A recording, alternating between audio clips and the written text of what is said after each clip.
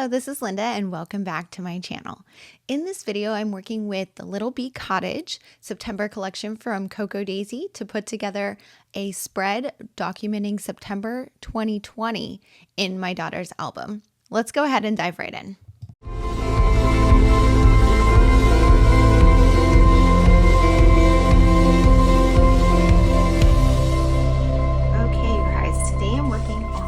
September 2020 spread in my daughter's album. If you've missed it, this year in her album, I'm using the Cocoa Daisy kits to create one pocket page spread to recap the month that goes with the theme. So this is the September kit. So I'm recapping what happened in September of 2020.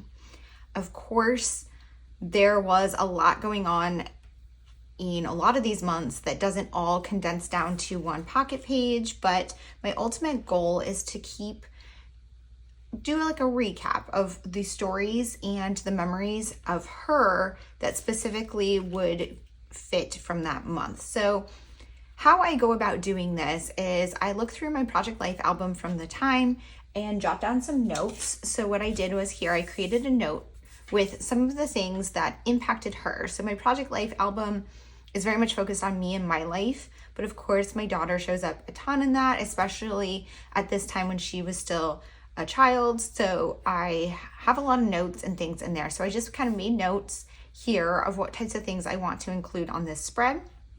And then I went through all my photos and selected and printed some photos.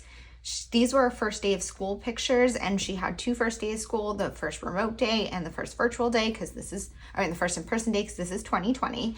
So I put all of those on one card here so that I'd be able to fit more photos, because I could have done like these all the way across, but then that would have kind of taken up the spread, and a lot of other things happened this month besides just the first day of school. So I have my photos selected. Next thing I'm gonna do is go through my cards and the Cocoa Daisy kits. So this is the scrapbooking kit with the pocket card add-on, and that's what I'm gonna be using for this project. So these kits tend to come with a 4x6 card that has the month on it. So I tend to use that as my title, and I'm going to do that here. They also happen to have like a calendar, which is sometimes on the back of that, sometimes it's not. And the calendar card is the month in 2024, so that won't work for going back in time to document a different September, but it does work to use this side. So I'm definitely going to use that as my title card. And then I'm going to kind of look through my stories here and see what other cards work. I know I want one to kind of recap the different stories where I could put some like bullet points. Sometimes I've been putting in like a filler card. I'm not sure about that. Let's see, this one is a possibility. And I'm just kind of going through and seeing what, I want to include. Sometimes I want to like cut out sentiments. Like I could see cutting this one out and putting that on there. Or live in the moment would be cute too. Those are possibilities. I think this one is a good one for my journaling. I really love that little like hand there, or the leaves one also. Although we didn't really have any outdoors photos this month.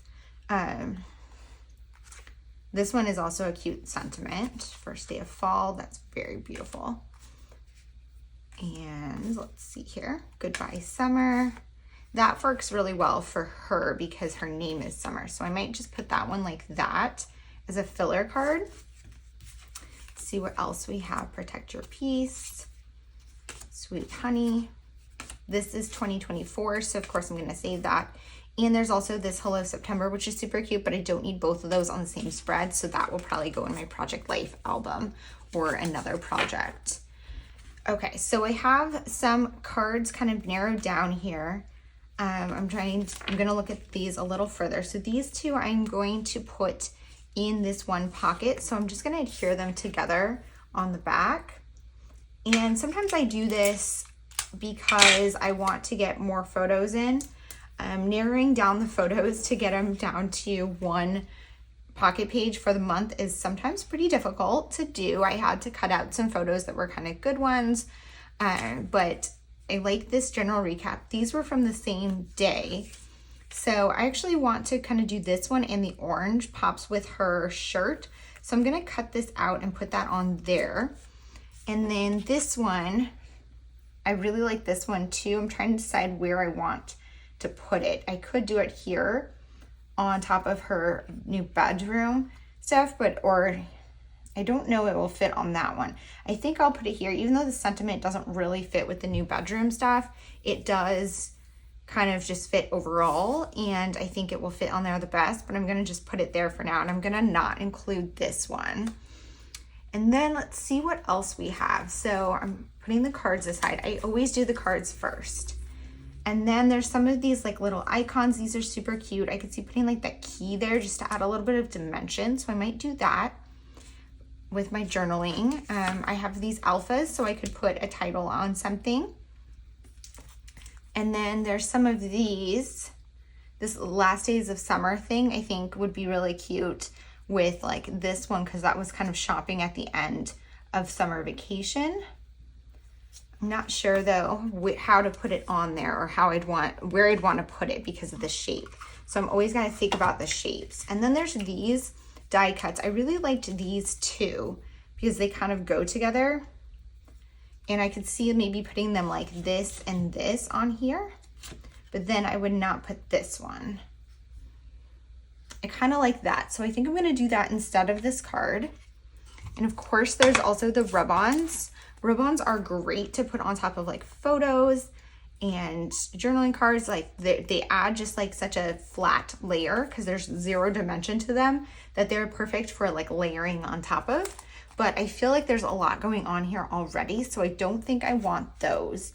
I think I'm gonna kind of stick with this, and then I'll probably add some like of these on here. There's also like the ribbon this month to add a little bit of texture, which I think could be super cute on these and is very much my daughter's style. So what I'm gonna do is I'm gonna go ahead and put you guys on fast forward and start putting this one together. Okay, you guys, this one comes together really quickly. I have found that doing these recaps on one side of a page protector rather than a full spread makes it come together so much more quickly. So if you are working in Pocket Pages for Project Life or anything and you struggle with it taking too long, I would suggest trying to do the one side of the page. So for example, if you're working on weekly Project Life, you're struggling to do a full spread just because it takes so long, consider doing 1 week per side, if that makes sense, because it's just so much quicker doing just the one page. And I feel like it also helps from a design perspective to look at just the one page as a standalone page, because it ultimately is a 12 by 12 layout. And if you were originally a traditional scrapbooker and you scrapbooked in 12 by 12, it's very easy to kind of visualize the colors and the patterns and the balance across the spread on a 12 by 12 page. So that's just something to keep in mind. Anyways, back to what I'm actually working on here. So the kit had these two die cut pieces that have like little definitions on them, and they're super cute, and I decided to use them as a repeated element on these two 4x6 photos. One is a photo we took on a back to school shopping trip with my friend and her daughter, who is 1 grade above my daughter. And then this other one is a photo of my daughter's bedroom. So if you've been following along with these videos, you know that we moved into our house in May of 2020, and we finally got her like a new bed set and everything. So her bed was all set up because she got a new bed in the new house because her old bed became our guest room bed. Anyways, so I'm trying to decide what else I want to put on these like layered embellishment clusters. And what I ended up doing was using a piece of the ribbon. It was in the kit this month. The kit came with like some little tiny pieces of ribbon, which I really love the small pieces because it gives you the ability to kind of cut them up and use them in this way layered on those. And then I considered putting dots on there from the enamel dots, and I decided against it. It was too much texture. Moving on to this photo here. So this is a photo grid of the first day of school photos that I made in Photoshop. And I think I talked about it a little bit in the intro here, but this was a layered template that I created in Photoshop just to fit these photos in, so I could fit 4 of them on one spot, because if I did them all as 3x4 photos, it would have taken up the full middle of the spread. And although the first day of school was definitely a big deal, it's not the only thing. And this is going in my daughter's album. And I did document the first day of school on a separate layout. I believe it is like a 9x12 traditional layout. So I don't need to document it that much here. And that is something that I'm keeping in mind. If you want to see more about how I keep my daughter's albums, I have a totally separate video where I talk about my setup for her albums and my approach to it, and going back and creating those pages. So I will link that video for you down below, and be sure to go ahead and check that one out. Next, I have this journaling card here, and this is for my stories for the month. So these are recaps of what happened. And of course, I'm documenting this 4 years later. So a lot of these stories aren't fresh in my mind, especially the ones pertaining to my daughter, because I, of course, remember like me and what I was doing more than what she was doing. And I doubt that she remembers. So I'm using this sticky note from things I pulled out of my Project Life album as a jumping off point, as well as the photos. And I'm just creating a bullet point list of everything that happened, or like the highlights that happened this month. I wanted to embellish this card just a little, so I used the key shape, and I thought that was a super cute embellishment to add on top of here. I do want to say in this video, I think I forgot to mention, I am just working with the scrapbook kit for this spread. I'm working with the scrapbook kit and the pocket card add-ons just to give you a better idea of what you can do using just that one kit. So if you are someone who wants to work in pocket pages, this is the kit I would recommend from Cocoa Daisy, because it comes with the pocket cards when you do the pocket card add-on attached to the scrapbook kit, and then you get all of the embellishments and the 6x8 papers, which work really well to cut down into pocket pages or as bases if you do like 6x8 layouts. So I'm just continuing to write all of these things here. So while I'm doing that, I will talk a little bit more about the rest of the spread. So at the beginning, I had cut out the live in the moment text to put on that bottom right-hand photo. You can see there's actually 2 photos side by side. When I'm working with just one page protector like this, and I have a lot of photos I want to include, sometimes I will put 2 3x4 photos on a 4x6 canvas to have more photos in the spread, because of course then I get 2 for one pocket rather than just putting 1 photo in there. I cut out that live in the moment from one of the journaling cards. I like to cut up the cards. So when I'm looking through the cards in the kit, that's one of the things I'm always thinking about is there something here I can cut out to put on my layout? Does this work as an embellishment? Should I just cut around it and have the full shape, or should I cut around all of the letters like I did here? This one, I also knew I wanted to cut it out because it was horizontal. And I think most of the 3x4 cards in Cocoa Daisy kits are vertical, but for whatever reason, this one was horizontal, which doesn't work for me in pocket pages. I could, of course, used it on a separate layout that's not in a pocket page, or I could have put it in a 4x6 pocket on top of another card to leave it whole and keep it horizontal. But as far as the 3x4 pockets, I don't use the horizontal ones. So I knew that I probably wanted to cut this card up if I was going to use it. I also was really drawn to it because of the orange colors. So this kit has a lot of the orange in it, and my photos happen to have a lot of reds and oranges. So my front door to my house is red. So that's what those first day of school photos are in front of.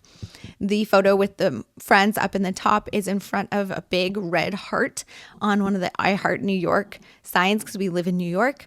And then the photos in the bottom right are from a day that we went to the farmer's market, and my daughter was wearing a reddish orange shirt. So that color is in there as well. So that's something else to keep in mind when working with a kit or putting a spread together, is to try to find like a unifying color across the spread, because I feel like this spread in particular looks really good together. All the colors go together, and so it makes it look very cohesive. And that's because that orange in the title matches with the orange in my daughter's shirt and the reds. And then there's like a little bit of orange in the florals on that filler card. And of course, the live in the moment orange in the bottom right. Here's a look at that completed spread. I hope that you guys enjoyed this video. Thank you so much for being here. If you have any questions or comments, please leave them down below. And as always, I hope to see you guys all in the next one. Bye.